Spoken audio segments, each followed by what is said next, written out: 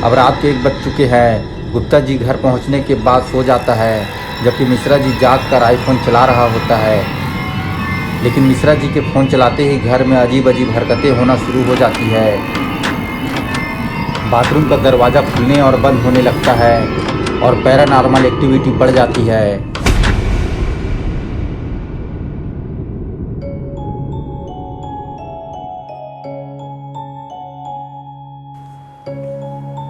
IPhone store में 50% discount, ये तो बड़ी अच्छी बात है।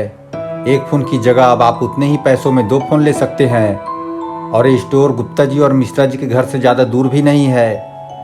जैसे ही गुप्ता जी और मिश्रा जी को डिस्काउंट के बारे में पता चलता है, वो दोनों ही फ़ौरन स्टोर पहुंच जाते हैं। लेकिन ये जहाँ भी जाते हैं वहाँ थोड़ी बहुत बदतमीजी ज़रूर करते हैं। और जब सेल्समैन उससे पूछता है ये क्या तरीका है स्टोर में आने का, तो मिश्रा जी कहता है हमारी स्पीड काफ़ी ज़्यादा थी, इसलिए हम आउट ऑफ कंट्रोल हो गए थे। लेकिन आपका जितना भी नुकसान हुआ है, मेरा दोस्त गुप्ता जी इसकी भरपाई कर देगा। अब आप मुझे आईफोन दिखाइए। मिश्रा जी कहता है वो वाला दिखाइए। गुप्ता जी कहता है वो वाला। मिश्रा जी कहता है अरे वो वाला दिखाइए जो पीछे रखा हुआ है। सेल्समैन कहता है जल्दी नीचे उतरो और निकलो स्टोर से बाहर, हम तुम्हें कोई आईफोन नहीं देंगे, वरना सिक्योरिटी गार्ड धक्का देकर तुम्हें बाहर निकालेगा। बेचारे गुप्ता जी और मिश्रा जी खाली हाथ वापस निकल आते हैं। स्टोर से बाहर आते ही एक अजीब सा दिखने वाला आदमी उनके पास आता है और गुप्ता जी को घूरते हुए कहता है क्या तुम्हें आईफोन चाहिए? मैं तुम्हें दे सकता हूँ, वो भी बहुत कम कीमत पे। गुप्ता जी कहता है नया होगा या पुराना? वो आदमी कहता है कि मेरे पास नया और पुराना दोनों तरह के फ़ोन हैं। गुप्ता जी कहता है कि हमें 2 फ़ोन चाहिए, कोई फ़ोन हो तो दिखाओ और कितने का दोगे? वो कहता है कि सिर्फ 10,000 का बिल्कुल नया आईफोन है, लेकिन मेरे पास अभी सिर्फ एक ही फ़ोन है। अगर तुम्हें और चाहिए तो तुम्हें मेरे साथ मेरे घर चलना होगा।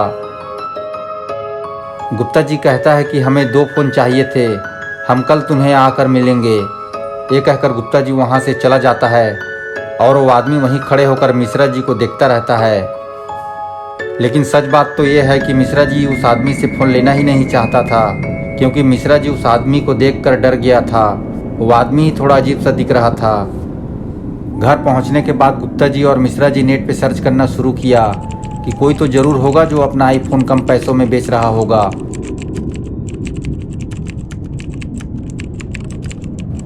और तभी उन्हें एक सेलर का एड्रेस मिलता है जो सिर्फ 15,000 में 2 आईफोन बेच रहा है।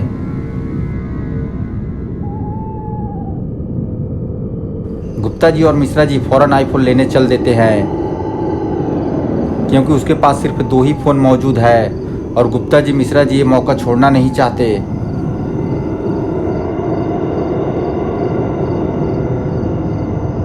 और अब रात के 11 बज चुके हैं, लेकिन किसी भी तरह गुप्ता जी और मिश्रा जी को ये फ़ोन चाहिए। लेकिन एक बार भी लोगों ने ये नहीं सोचा कि ये आदमी आईफोन को इतनी कम कीमत पे क्यों बेच रहा है। और जो एड्रेस दिया हुआ था वो काफ़ी दूर का था और वो इलाका भी काफ़ी सुनसान सा था। वहाँ ना तो किसी के घर बने हुए थे और ना ही कोई इंसान नज़र आ रहा था।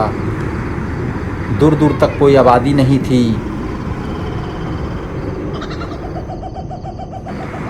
और फिर वो पुराना घर नज़र आता है जो इन्होंने नेट पर देखा था। ये बिल्कुल वैसा ही था जैसा इन्होंने नेट पर देखा था।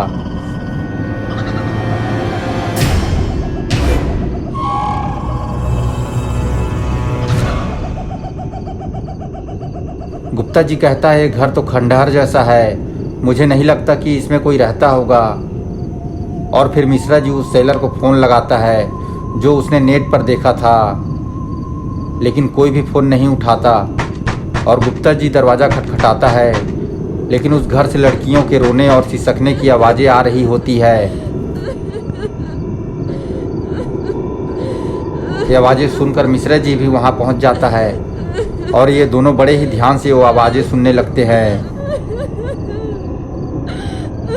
और फिर वो आवाज़ें आना बंद हो जाती है और घर की लाइटें जल जाती है और खिड़की पे वही इंसान खड़ा नज़र आता है जो उन्हें स्टोर के बाहर खड़ा नज़र आया था।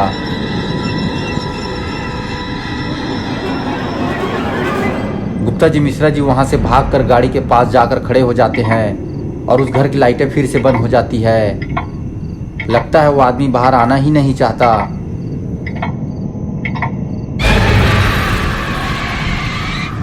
लेकिन वो तो मिश्रा जी के पास ही खड़ा था। उसके पास 2 आईफोन थे और उसके कपड़ों पे बहुत सारा खून लगा हुआ था। मिश्रा जी कहता है कि तुम्हारे कपड़ों पे इतना खून क्यों लगा हुआ है, लेकिन वो आदमी कुछ नहीं बोलता। तभी मिश्रा जी बोलता है, गुप्ता जी फ़ोन लो और चलो यहाँ से। वो आदमी कहता है कि मेरे साथ घर के अंदर चलो, मेरे पास और भी बहुत सारा सामान है, मैं तुम्हें दिखाना चाहता हूँ और मैं वो मज़ा चखाना चाहता हूँ जो मैं सबको चखाता हूँ जो भी यहाँ आता है, और मेरे साथ तुम्हें भी बहुत मज़ा आएगा। ये सुनकर मिश्रा जी गाड़ी में बैठ जाता है और वहाँ से निकल लेता है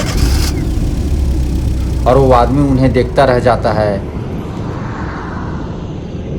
आखिर गुप्ता जी और मिश्रा जी को आईफोन मिल ही गए, वो भी बहुत कम कीमत पे। अब रात के 1 बज चुके हैं। गुप्ता जी घर पहुंचने के बाद सो जाता है, जबकि मिश्रा जी जाग कर आईफोन चला रहा होता है। लेकिन मिश्रा जी के फ़ोन चलाते ही घर में अजीब अजीब हरकतें होना शुरू हो जाती है। बाथरूम का दरवाज़ा खुलने और बंद होने लगता है और पैरानॉर्मल एक्टिविटी बढ़ जाती है। मिश्रा जी को ये पता नहीं हो पा रहा है कि ये सब क्यों हो रहा है और वो उसे इग्नोर कर देता है और बाथरूम जाकर देखता है तो वहाँ लिखा होता है कि मेरा आईफोन वापस करो।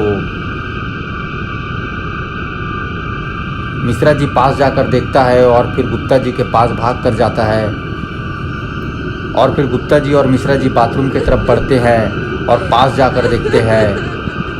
वहाँ उन्हें कुछ लिखा हुआ मिलता है, मेरा आईफोन वापस करो, उसी जगह जाओ जहाँ से आईफोन लेकर आए थे, उस घर के पास मेरी लाश दफन है, मेरे बॉडी के पास मेरा आईफोन रख दो, वो एक खूनी है। ये सब पढ़ने के बाद गुप्ता जी और मिश्रा जी वहाँ फ़ोन लेकर निकलते हैं और उसी घर की तरफ चलते हैं जहाँ से वो फ़ोन लेकर आए थे।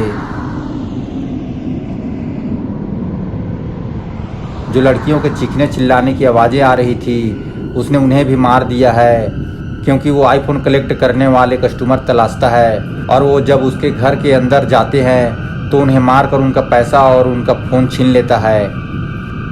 लेकिन अब जाना कहाँ है? मिश्रा जी कहता है, हम उस जगह तो पहुंच चुके हैं, और तभी वो आत्मा नज़र आती है जो मिश्रा जी को पहले दिखी थी और वो उन्हें मिट्टी हटाने के लिए कहती है। गुप्ता जी और मिश्रा जी के मिट्टी हटाने के बाद उन्हें एक गड्ढे में बहुत सारा कंकाल और एक लाश नज़र आती है और उसके बाद वो आत्मा उस लड़की के अंदर जाकर समा जाती है और तभी वो लड़की उठकर खड़ी हो जाती है। ये देखकर गुप्ता जी और मिश्रा जी फ़ोन फेंक कर वहाँ से भागते हैं